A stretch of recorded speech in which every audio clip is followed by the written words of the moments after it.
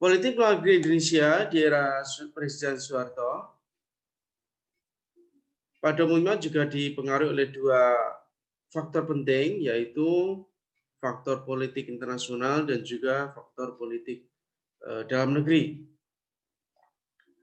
Dalam konteks ini, kita akan coba untuk menganalisis apa kira-kira faktor politik internasional dan apa faktor politik dalam negeri, dan juga beberapa isu terkait dengan politik luar negeri era Presiden Soeharto.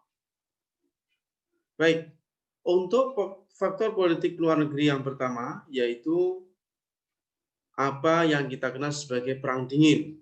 Yaitu faktor perang dingin ini sangat penting sekali, di mana pertarungan ideologi antara komunis dan kapitalis ini betul-betul menentukan corak politik luar negeri era Presiden Soeharto. Pada pertemuan sebelumnya kita sudah membahas tentang bagaimana kecenderungan politik luar negeri era Soekarno yang sama-sama kita ketahui condong ke kiri atau ke blok komunis. Nah, di bawah Presiden Soeharto, politik luar negeri Indonesia berbalik arah condong ke kanan atau pro kapitalis. Mengapa ini terjadi? Karena adanya apa yang kita kenal sebagai G30 SPKI, yang mana dalam peristiwa tersebut unsur keterlibatan asing, terutama Amerika, sangat kental. Sehingga kemunculan Presiden Soeharto sebagai aktor penting dalam peristiwa tersebut dianggap sebagai sebuah kesuksesan, sehingga majalah Time perlu membuat sebuah cover yang memuat foto beliau, di mana di situ ditulis Indonesia, the land the communist lost. Artinya Partai Komunis hancur dan sebaliknya tumbuh bibit-bibit kapitalisme. Sehingga dianggap naiknya Presiden Soeharto sebagai sebuah kemenangan kubu kapitalis di bawah Amerika dan sekutunya melawan musuhnya Soviet dan China. Di politik dalam negeri, naiknya Presiden Soeharto juga diakibatkan oleh pertembungan ideologi antara komunis, PKI terutama, dan aliansinya melawan kelompok tentara dan juga kelompok Islam. Yang mana dalam era tersebut kemudian kelompok tentara atau militer lebih dominan sehingga menguasai politik Indonesia. Naiknya Presiden Soeharto menjadi sebuah momentum bahwa militerisme menancapkan kuat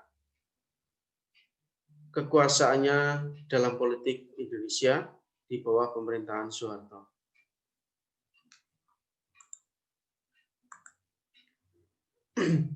Oke, politik luar negeri Indonesia di bawah Presiden Soeharto, setelah Presiden Soekarno condong ke kiri, Presiden Soeharto condong ke kanan atau pro kepada kapitalis Amerika dan sekutunya. Nah, kecenderungan politik luar negeri Indonesia dan Soekarno berakibat pada naiknya posisi tawar Indonesia di tingkat regional, sehingga Indonesia dianggap sebagai pemimpin ASEAN dan mempunyai wibawa yang besar dan sangat berpengaruh di kalangan negara-negara ASEAN. Hal ini juga tidak lepas dari peran Indonesia, terutama Soeharto dan kelompok militer, dalam menyusun atau mengembalikan citra Indonesia di mata internasional pasca kepemimpinan Presiden Soekarno yang dianggap condong ke kiri. Di bawah Presiden Soeharto dan kelompok militer, Indonesia berusaha untuk mengembalikan posisi Indonesia di tingkat regional, bahkan di tingkat global. Hal ini dimulai ketika G30 SPKI tahun 1965, kelompok militer benar-benar menguasai politik Indonesia setelah Presiden Soeharto mendapatkan mandat yang kita kenal sebagai Surat Perintah 9 Maret atau Super Semar. Nah, setelah adanya peristiwa tersebut, dominasi militer begitu kuat, termasuk dalam proses perumusan kebijakan luar negeri. Kemudian pada tahapan selanjutnya, dominasi militer itu kemudian meminggirkan peran sipil yang kemudian muncul sebuah anggapan bahwa militer lebih capable atau lebih mampu dibanding politisi sipil. Hal itu juga dirasakan oleh Bapak Adam Malik, Wakil Presiden Indonesia yang merupakan juga tokoh pendiri ASEAN, kemudian semakin terpinggir peranannya dalam perumusan politik luar negeri Indonesia. Menonjolnya politik atau kelompok militer juga meminggirkan peran Kementerian Luar Negeri, sehingga diplomat-diplomat sipil di Kemlu peranannya juga semakin terpinggirkan, dikalahkan oleh para perwira-perwira atau kelompok militer di sekitar pemerintahan Soeharto. Nah, secara ringkas, perumus atau aktor kebijakan luar negeri Indonesia selain Soeharto sendiri diterjemahkan oleh dua orang kepercayaannya, yaitu Ali Murtopo dan Benny Murdani. Kedua-duanya ada jenderal dan kemudian menginisiasi Center for Strategic and International Studies. CSIS kemudian berperan sebagai think tank atau lembaga pemikir yang merumuskan kebijakan Soeharto baik dalam negeri maupun internasional. Artinya CSIS ini merupakan kepanjangan tangan dari perumusan kebijakan di era Presiden Soeharto.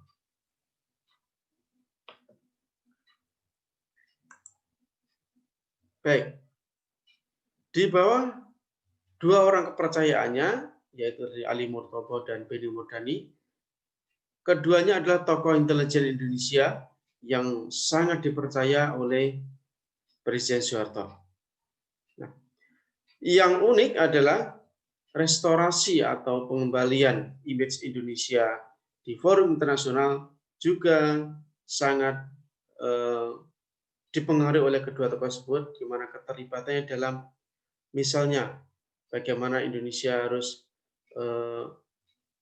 berdamai dengan Malaysia, dengan Singapura juga sangat ditopang oleh kedua tokoh tersebut.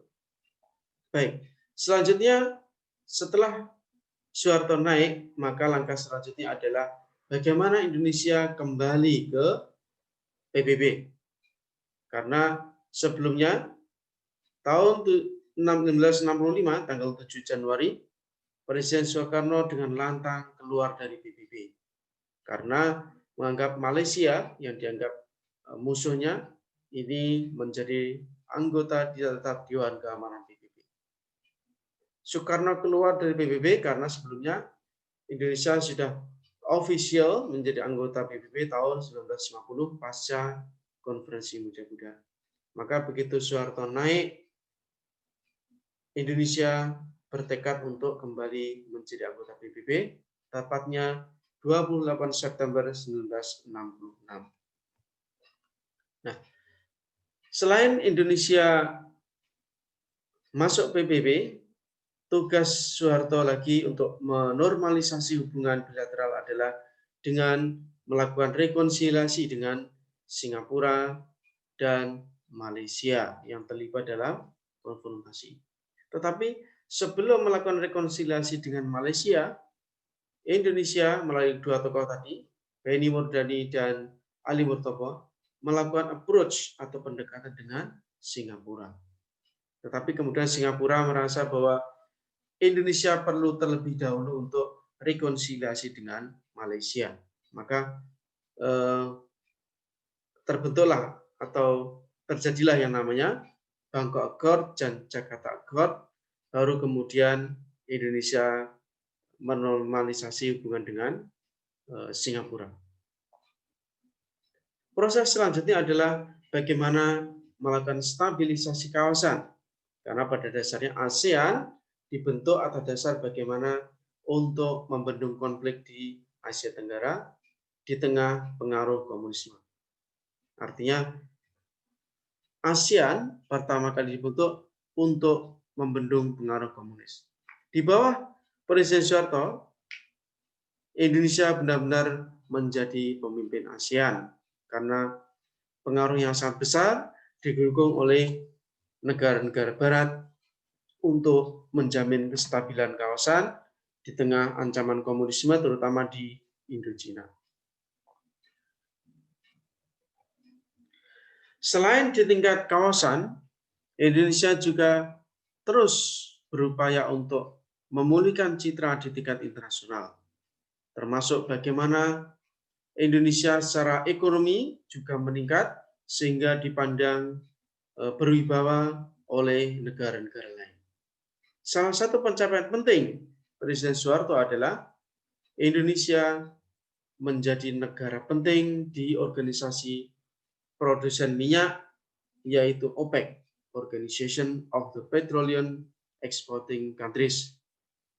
Salah satu putra terbaik bangsa, yaitu Profesor Dr. Subroto, bahkan pernah menjadi Sekjen OPEC tahun 88 sampai 94. Luar biasa.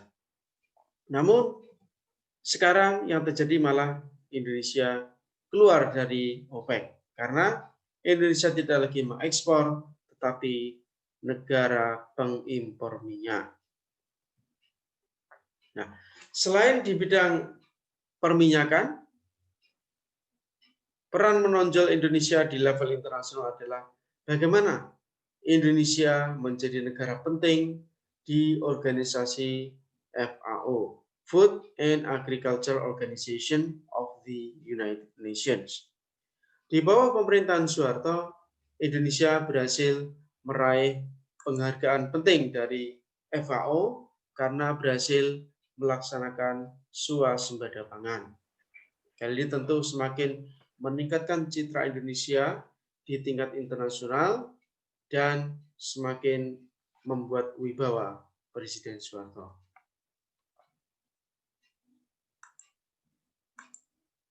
Nah, selain itu, agenda penting atau peristiwa penting politik luar negeri di era Soeharto adalah bagaimana Indonesia melakukan pembekuan hubungan diplomatik dengan Republik Rakyat Cina.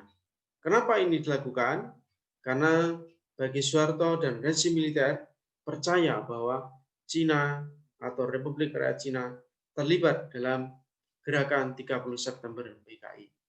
Maka oleh karenanya keputusan Soeharto dan rezim militer ketika itu adalah bagaimana menghentikan atau menghentikan segala upaya pengaruh komunisme, termasuk membekukan hubungan diplomatik dengan Republik Rakyat Cina. Beberapa waktu kemudian, atas semangat anti komunisme dan mengganyang komunisme di kawasan, Indonesia atas restu Barat, Amerika terutama, melakukan aneksasi atau pencaplokan terhadap Timur Leste. Dengan dibantu oleh dua perwira tadi, Benny Murdani dan Ali Murtopo, Indonesia melakukan serangan militer ke Dili dan kemudian menguasai Timur-Timur di bawah operasi Seroja. Sehingga berakhirnya perang dingin sampai lengsernya Presiden Soeharto, Timur-Timur menjadi provinsi yang ke-27. Tidak selang lama kemudian setelah Soeharto jatuh, Indonesia pun kehilangan Timur-Timur yang kemudian menjadi Timur Leste setelah menjadi negara yang merdeka. Nah, peristiwa penting di era kepemimpinan Presiden Soeharto adalah bagaimana politik internasional mempengaruhi politik dalam negeri. Berakhirnya Perang Dingin atau Cold War tidak lain berakhirnya perseteruan antara Amerika dan Uni Soviet. Uni Soviet kalah dalam Perang Dingin karena kepemimpinan Mikhail Gorbachev yang merasa tidak mampu untuk menangani situasi dalam negeri yang dianggap kacau karena maraknya korupsi dan menurunnya kemampuan ekonomi serta ketertinggalan teknologi dan ilmu pengetahuan dibandingkan Amerika. Maka usaha reformasi yang dilakukan oleh Mikhail Gorbachev kemudian menghasilkan sebuah kegagalan dan Soviet kalah Perang Dingin, kemudian Uni Soviet bubar menjadi negara-negara yang sekarang menjadi negara sendiri, misalkan Rusia, Uzbekistan, Kirgistan, Tajikistan, Azerbaijan, dan lain-lain. Dengan berakhirnya Perang Dingin, maka Amerika Serikat menjadi world sole superpower, satu-satunya negara superpower dengan hancurnya kekuatan komunis. Dengan adanya Amerika sebagai negara paling kuat di dunia, maka Amerika tidak lagi menganggap komunisme sebagai ancaman. Sebaiknya Amerika mengeluarkan atau mengkampanyekan isu-isu baru pasca Perang Dingin yang lebih soft atau low politics. Misalnya demokrasi, hak asasi manusia, corruption, clean governance, good governance, itu semua menjadi kampanye Amerika. Jika Anda tidak mengikuti kampanye Amerika, mengikuti slogan-slogan tersebut, maka Anda dianggap musuh Amerika. Nah, seketika itu pula Indonesia menghadapi tantangan yang besar karena harus menghadapi tekanan internasional terutama Amerika agar menjadi lebih demokratis, menghormati asasi manusia, memerangi korupsi, membentuk pemerintahan yang bersih.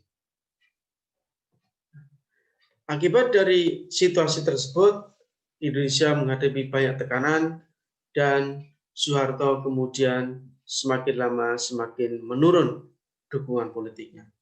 Di tengah dukungan politik yang menurun tersebut, di tengah tekanan internasional, Soeharto kemudian mencoba untuk mendekati kelompok Islam yang sudah lama ditinggalkannya.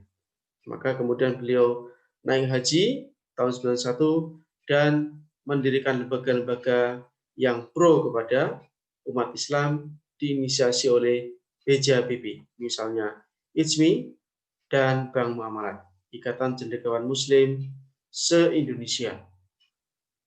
Nah, hal ini menunjukkan bagaimana Presiden Soeharto secara politik internasional juga tertekan, secara politik dalam negeri juga tertekan, karena kehilangan dukungan dan merangkul kelompok Islam yang sudah lama ditinggalkannya. Pada saat yang sama, perwira-perwira senior seperti Benny Murdani dan Ali Murtopo yang sudah wafat sebelumnya juga semakin berseteru dengan Presiden Soeharto. Nah, di tengah tekanan internasional tersebut, Indonesia juga terterpa guncangan krisis ekonomi Asia yang memaksa Indonesia harus meminjam kepada IMF. Sehingga saat itulah Indonesia kembali bertekuk lutut di hadapan Barat melalui IMF, dan pada saat yang sama Soeharto juga dihantam dengan gelombang protes yang menuntut beliau turun. Tidak lama kemudian, tepatnya 21 Mei 1998, Soeharto turun dan menyerahkan kepada B.J. Habibie di tengah situasi negara yang kacau balau. Hal inilah yang kemudian menjadi tugas berat presiden-presiden selanjutnya, mengembalikan ekonomi, mengembalikan cerita Indonesia di kancah internasional karena buruknya pelanggaran hak asasi manusia, tidak demokratis, dan sebagainya. Yang menjadi topik penting pada pertemuan selanjutnya. Demikian yang bisa saya sampaikan. Kurang lebih saya mohon maaf.